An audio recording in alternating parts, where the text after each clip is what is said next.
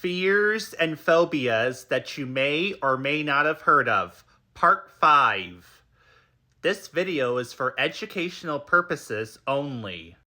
Fear of almost everything. The following will show some of the fears that some of you might find very unusual, but these fears do exist. Number 23, Thanophobia, the fear of death. While death is a never-ending cycle and part of the great circle of life, and of course, it's natural, there are some people who are so terrified of death that not only does it bring out anxieties and fear out of them, but they go to extreme measures to prevent it from happening. Even some historians have found that some rulers and important people even search for the elixir of immortality to avoid death. Of course, that is very unavoidable. But those who suffer from the phobia go to extreme lengths to ensure that it doesn't happen. Even though it will inevitably happen, they will still try to do it to prevent it. There are ways to help people cope and overcome those fears, such as therapy and, of course, a good support system, and reassuring them that everything will be okay, and working with them every step of the way. And after all, death is a part of us. Life requires death to exist, and death requires life. Number 24. Clownphobia, the fear of clowns. Now, a lot of you are going to say, what's so scary about clowns? They're funny, they're creative, they're fun to be around with, especially at circuses, festivals, carnivals, events, and even birthday parties. After all, they have been popular for decades, especially among small children. Well, there are lots of reasons why people are afraid of clowns. Some have to do with childhood trauma, and some simply don't like clowns. And the list goes on. Now, there are some other events that causes people to be afraid of clowns, like the famous Stephen King Pennywise the Clown from the movie It, Part 1 and 2, and the original, and of course the famous serial killer John Gayson, who was also a clown, but not the good one. Again, there are lots of reasons why people are afraid of clowns, so this is up for debate of why people are afraid of clowns. However, there are many ways to help people cope and overcome their fear of clowns, such as therapy, a good support system, and of course, regardless of whatever methods you use to help overcome or cope with your fear of clowns, sometimes it's best to stay away from them until you are officially ready. And for those of you pranksters out there, don't prank people who are afraid of clowns with clown costumes or toy clowns or even fake clowns, because that is considered bullying. Yes, this phobia may be strange and unusual, but it is real. So respect it and don't make fun of it. Number 25. Phobia, the fear of the number 13. Now, I know what you're all thinking. What could possibly be terrifying of the number 13? Well, my friends, there are many reasons why people are afraid of the number 13. Especially from different cultures and religious backgrounds. Remember the famous Friday the 13th with Jason Voorhees?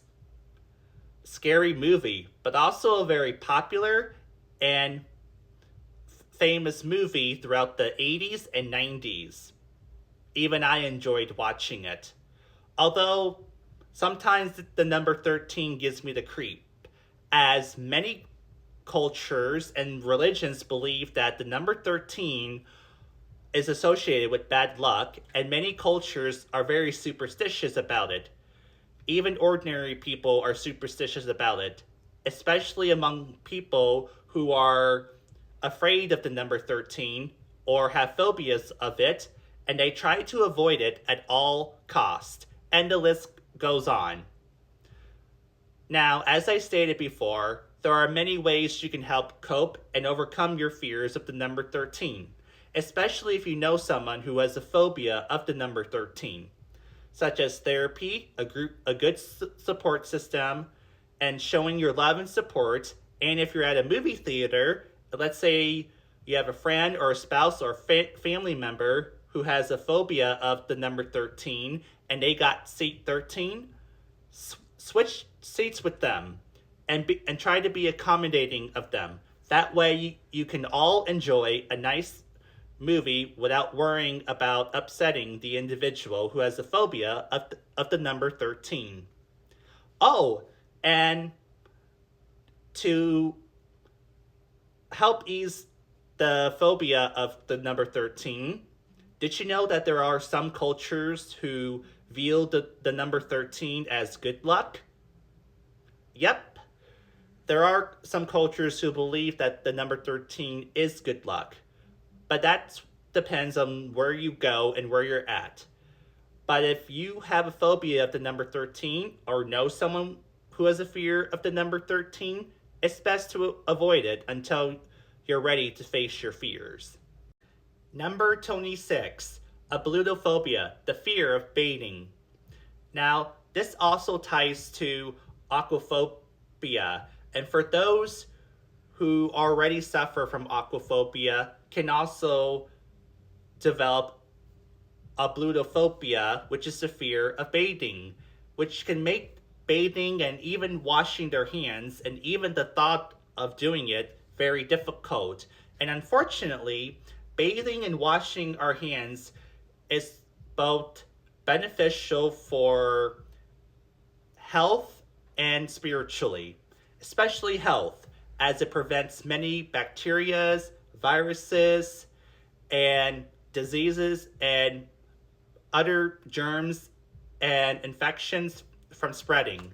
However, those who suffer from ablutophobia finds it very difficult to do so, and unfortunately it causes health problems. But there are ways to help them overcome and cope with those fears, such as therapy, a group support system, and if you know someone with the phobia, showing your love and support and work with them at every step of the way, and doing exercises to help them practice and overcome their fears, especially when it comes to bathing, as it is very important to our health. And number 27, isotrophobia, the fear of mirrors. Now, people are going to say, well, the mirror is quite harmless. There's nothing to be afraid of. Well, for some who suffer from the phobia, it can be, and it can be overwhelming, especially when they are afraid of what they're going to see, or sometimes they're afraid to look at themselves for various reasons, and others it's tied to cultural and religious practices, as some mirrors are tied to magic and sometimes the forces of evil, and the list goes on. While there's nothing to be afraid of our own reflection, but what can be perceived as is what can frighten us the most. But again, the list can goes on. Therapy, a good support system, and if you know someone who suffers from the phobia, showing your love and support and helping them do exercises can help them cope and overcome their fear of mirrors. That wraps up part 5 and the Fears and Phobias series. Thank you all so much for your love and support as I spread awareness and education on fears and phobias. And remember, as strange and unusual the fears are, these fears do exist. You all have an amazing evening, and remember, keep shining. And until next time, stay classy, and I'll see you all in the next video.